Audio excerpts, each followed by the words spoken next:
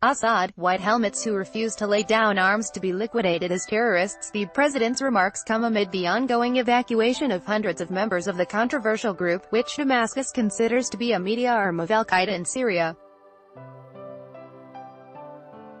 Speaking to Russian media on Thursday, Bashar Assad reiterated his position that the White Helmets were not a rescue groups but rather a mask for Nusra Front * militants.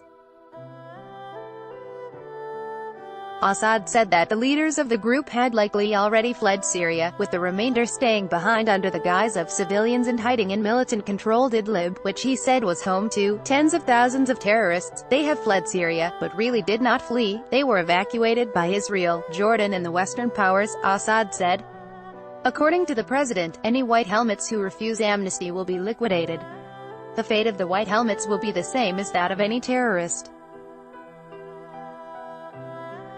They have two paths: either lay down their arms and take advantage of amnesty, or be liquidated, like other terrorists, he said.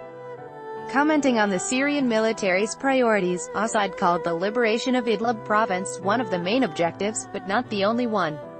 Today Idlib is our goal, but not only Idlib.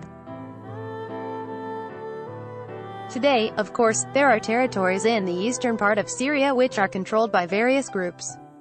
Some are held by Daesh *. These are small pockets, as well as Nusra Front, and other extremist formations. Therefore, we will be moving to all these regions. The military, and it is up to their discretion, will determine the priorities, and Idlib is one of them, Assad said. Also on Thursday, Assad compared the current situation in his country to the Great Patriotic War, the Soviet-Nazi conflict during World War II. Surrounded by relatives of Russian servicemen who died fighting jihadists in Syria, the Syrian leader said the barbarous actions of the Nazis were comparable to those of today's terrorists.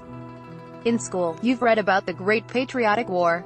In Syria today we are experiencing something similar.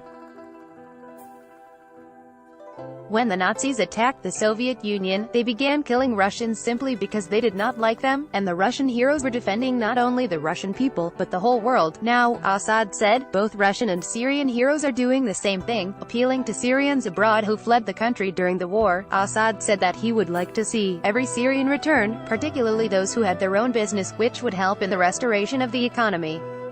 The president admitted that accommodating returnees wouldn't be an easy task, given the destruction of housing and infrastructure caused by the war.